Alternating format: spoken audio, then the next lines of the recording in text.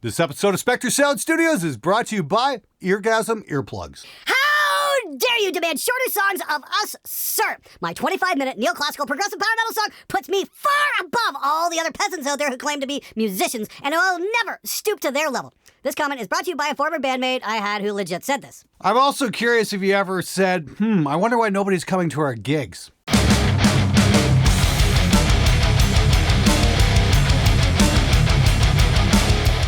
Hey everybody, how's it going? Welcome to yet another fun-filled and exciting episode of SMG Viewers Comments, the show where I try and answer your comments and questions. This is episode number 351, and I gotta tell you, you know what? I enjoy doing this week after week. I just love hearing from you guys. So if you've got a comment, question, please leave it below, and if it's cool, I'll try putting it on the show.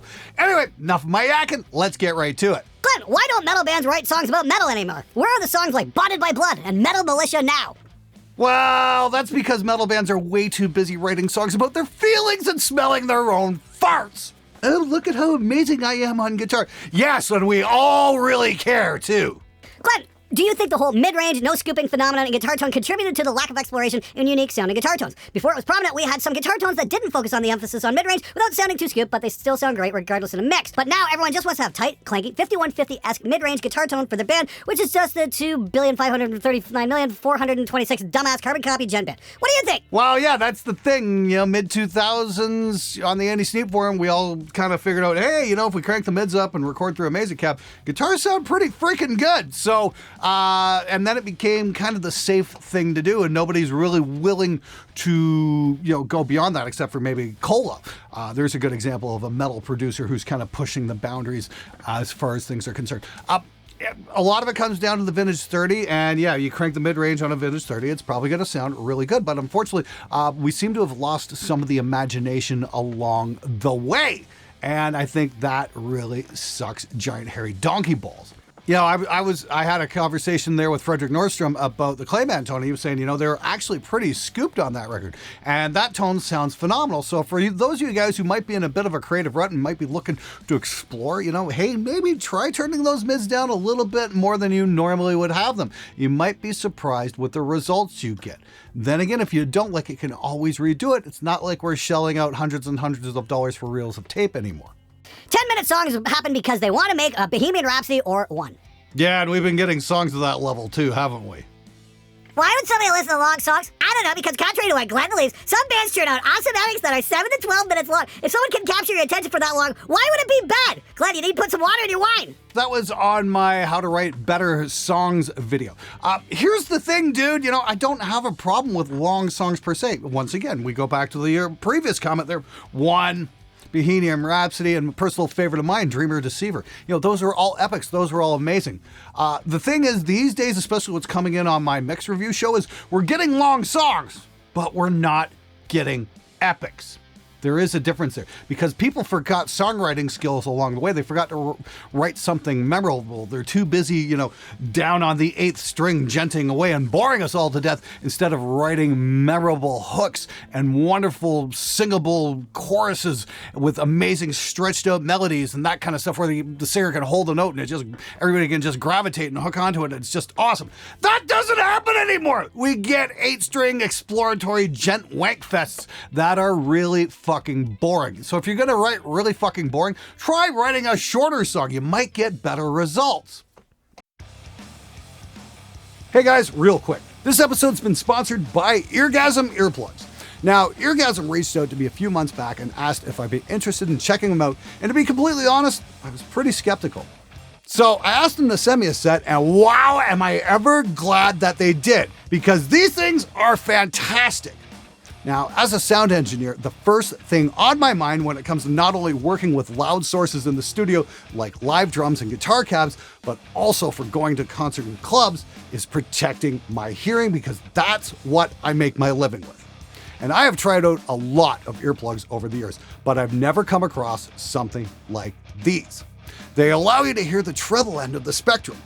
Now, most earplugs will protect your hearing at the cost of the entire top end of the audio spectrum.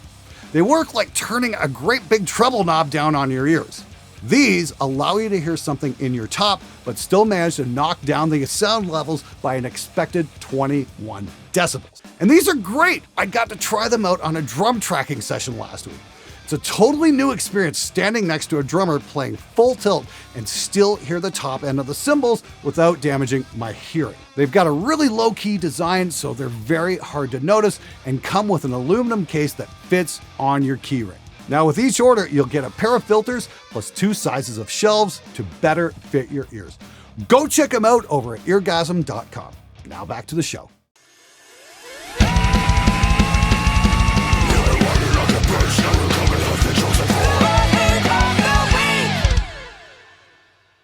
I guess Glenn hasn't listened to Archfire, Polyphia, Animals Leaders, or any actually innovative songwriters with his BS comments about making everything simple and singable. If we want to do that, we'd have gone into hip-hop and rock. Stuck in the past.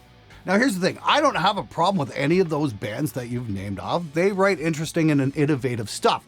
The problem is the guys who are contributing to my show, the ones who send in their stuff for mix review and whatnot, are not on that level of songwriting. We're not getting that. We're getting really boring exploratory gentcore that isn't going anywhere or have anything memorable about it. So I'm thinking maybe if we just try simplifying just a tiny bit, we might get some better results that way.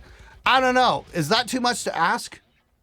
No, Glenn, you're good. We just have the attention span of gnatflies. Now this is really what drives me nuts is one guy says, well, we like the long songs. We like the long songs. And it's like, well, why aren't you guys listening to the long songs? Another guy writes, well, we have the attention span of gnatflies. And it's like, okay, would you guys make up your fucking mind? You want long stuff or do you want short stuff? Inquiring minds want to know. I want to know. As writers, I think we know deep down when it ain't working. Instead of facing that, the need to prove thyself kicks in and you get 7 minutes of shit. You know, Steve Martin said the exact same thing about comedy writing. He's said, you know, if a joke's not working, just get rid of it. I wish more songwriters would think of it like that way too. If a riff's not working, if a piece isn't working, don't force it. Just fucking ditch it, get rid of it, and try something else. Glenn, I've been wondering, people talk about the push-pull interaction between tube amps and speakers, but nobody I've spoken to could actually articulate what it does to the sound. Is this bullshit, or have I been talking to morons? Dude, I think you're correct on both points. Number one, it's bullshit, and number two, you've been talking to morons spewing that bullshit. Oh, the push-pull between an amp and a speaker. I honestly got to say, that's kind of fresh. I haven't really heard that one before. All I can say is if somebody wants to supply some empirical evidence about that, where they actually took some measurements and have some kind of verifiable scientific data about that, I'd love to be educated on that sort of thing. But until that happens, I call that absolute fucking bullshit. Opinions on the new Universal Audio Volt interface? I have not tried it. I don't have an opinion either way. I've been talking with a couple of my friends, though. They've been shooting out some of the new plugins that work just completely host-based instead of on the Universal hardware, and they're saying they're just as good as the original Universal Audio plugins. So that's good news for a lot of us who don't have the Universal Audio hardware. I think that might be a cool Fearless Gear review, is to try some of that stuff out and just see what kind of results I can get with it. Of course, I might have to borrow a Universal Audio interface to try it out against the old plugins, and then maybe we can, do some null tests and some ABs and that kind of thing and see exactly what we're getting. Might be interesting. I'm going to look into that and see what I can do. Thanks for bringing that up, though, man. That's a great idea for a future episode. Take care, man. Glenn! Speakers do so much for the tone, it's insane. Thank you for taking the time to do these videos, very informative and interesting. Was wondering if you would think about doing a speaker shootout between the Hempback and what we're all waiting for, and the Eminence Cannabis Rex. Been very curious about these two.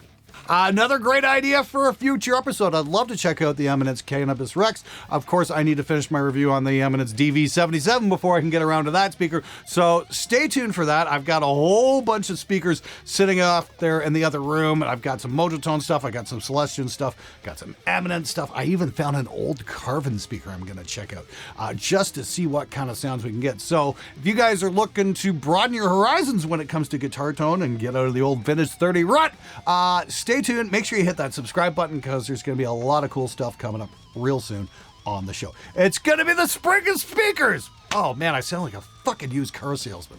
Glenn! Glenn, might be a noob question, but why mix each song separately if they come from one recording session? Wouldn't the mix be more consistent if done for the session as a whole? Yeah, you know what? My buddy Alex Nazla, my partner over at Spectre Digital, he did a project there where he had all the songs for an entire album laid out across one giant project. And yeah, it worked out really well. I mean, if you're going to be doing stuff where you want the same sound from song to song to song, like on the drums and the bass and maybe some of the rhythm guitars, that kind of thing, then you're going to want those tracks to be pretty much consistent for song to song to song. And then just automate the different vocal tracks, that kind of thing. Might work out pretty well. Certainly couldn't hurt to try doing that anyway. Have at it, man. Let us know how it works out. And I'm curious from you guys out there, are any of you guys trying to do things in that way where, you know, you've got multiple songs across one giant session?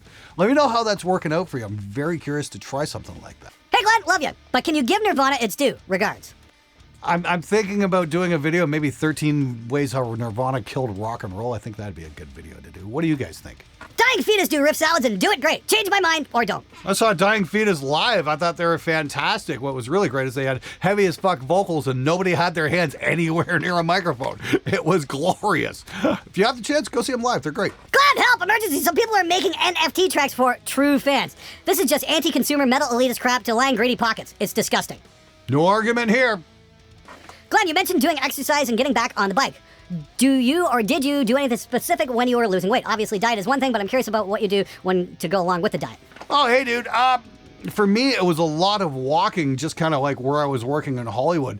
And it was like, you know, Whole Foods was like half a mile down the road one way, and the Starbucks was down the other way, about a half mile. So I'd get a lot of walking in when I was doing like really strict keto, and that helped me lose a lot of weight. Actually, I just flew down to Vegas there a couple weeks back. So as I got settled, I walked down to the old In-N-Out Burger to go get myself a couple of protein-style double-doubles. That's like the lettuce wraps and whatnot. And yeah, it was a bit of a walk, and my legs were a little sore after that. And it's like, yeah, my suggestion: do a lot of walking, do some biking, that kind of thing. If you're going to do keto, just make sure you get some kind of aerobic exercise in there as well. It's going to help you lose weight pretty damn quick. Dude, VC videos are seriously the most entertaining thing to happen since Dr. Demento. Never stop. Hey, Mike, thanks so much for writing in. I really appreciate that. Was a big fan of Dr. Demento when I was a kid, by the way, so it's good to know somebody else gets the jokes sometimes. Anyway, thanks so much for the words of encouragement. I don't plan on stopping anytime soon. You guys keep coming. You guys keep leaving comments, positive, negative. Hey, you know what? It's all good. If it's cool, I'll put it on the show, and I will respond. So leave something below. Anyway, thanks so much for watching, subscribing, all that good stuff. I'll see you guys next time. And until then, get out there and make some metal, you amazing motherfuckers.